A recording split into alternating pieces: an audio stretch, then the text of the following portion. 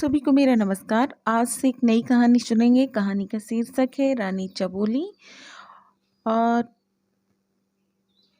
कहानी शुरू करने से पहले मेरी आप लोगों से प्रार्थना है कि प्लीज़ मेरे चैनल को शेयर एंड सब्सक्राइब करें प्लीज़।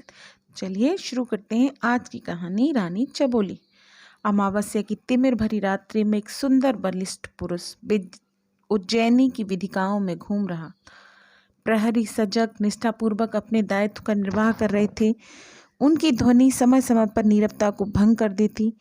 विधिकाओं में लगातार एक ही ध्वनि गूंज रही थी, प्रजा सुख से सोए, सम्राट विक्रमादित्य के प्रहरी जाग रहे हैं। पुरुष उज्जैनी की विधिकाओं में घूमता रहा। सहसा उसे नगर के बाहर समीपवर्ती उद्यान में जाने की भावना जागी। वह नगर में प्रवेश द्वार पर पहुंचा। उसे प्रहरी का गंभीर स्वर सुनाई दिया, कौन है? मध्यरात्रि में निरुद्देश्य क्यों घूम रहा है?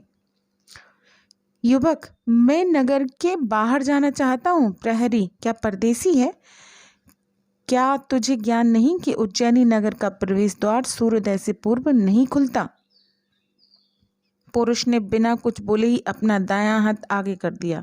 उसकी अंगूठी में पड़ी राजमुद्रिका देखकर प्रहरी कांप उठा। उसने फिर कहा, सम्राट विक्रमादित्य की जय। स्वामी, मैं आपको पहचान नहीं पाया, मेरा अपराध क्षमा करें।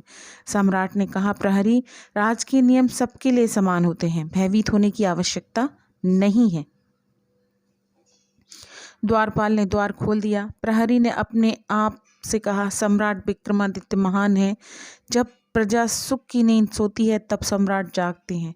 प्रजा का दुख दर्द, उनकी समस्या जानने के लिए भेष बदलकर नगर की गलियों में घूमते हैं। दुखी और अभावग्रस्त लोगों के घर में स्वयं जाते हैं और उनके अभावों को दूर करते हैं।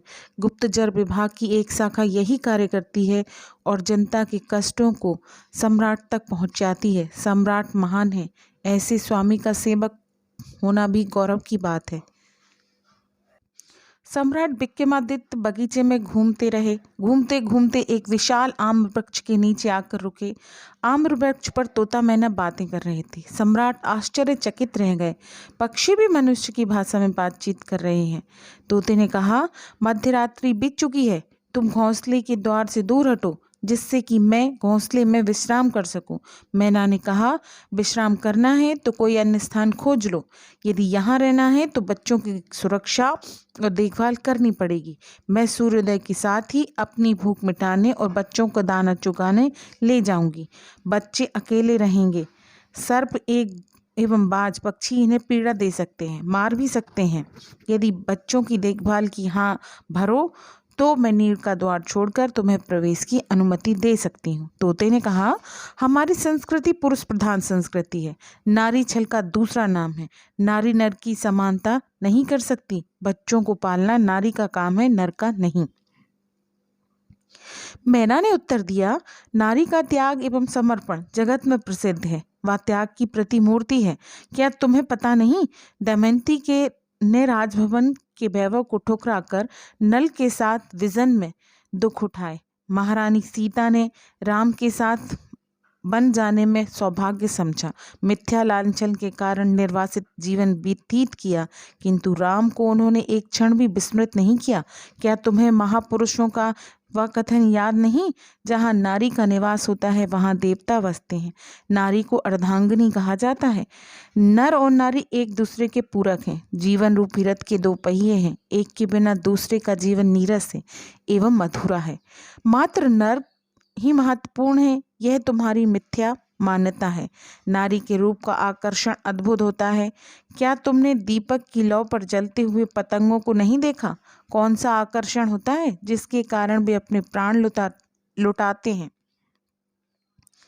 मैं तुम्हें रानी लीलावती के संदर्भ में बताती हूँ। रानी लीलावती के रूप और सौंदर्य पर मुग्ध होकर राजा, राजकुमार, वीर, विद्वान, श्रेष्ठी उसकी शर्तों की पूर्ति ना करने के कारण कारावास में नारकीय जीवन व्यतीत कर रहे हैं। वे जानते हैं कि रानी लीलावती को प्राप्त करना संभव नहीं, फिर भी उसे प्राप्त करने की कामना करने वालों का क्रम टूटा नहीं है, जबकि वे जानते हैं रानी लीलावती को प्राप्त करने का प्रयत्न करना जीवन पर्यंत दुखों को मोल लेना है। तोते ने कहा, प्रिय, क्या तुम सच कहती हो? मुझे रानी लीलावती और उसके संदर्भ में विस्तार से बताओ। वैसे मेरे लिए तो तुम लीलावती से अधिक सुंदर हो, पर मैं रानी लीलावती के बारे में सब कुछ जानना चाहता हूँ। मैंने ने कहा, व्यर्थ की प्रशंसा रहने दो। पुरुषों के स्वभाव को मैं भली भांति जानती हूँ। तोता बोला, प्रिय, अन्य बातें ना कर, मुझे रानी लीलावती की कहानी सुनाओ। मैना बोली, अच्छा तो सुनो। तो आप लोग भी सुने। ये हमारी कहानी रानी चबोली का भाग 1 था। मिलते हैं भाग 2 में। अगर कहानी अच्छी लगे तो शेयर सब्सक्राइब करें प्लीज़।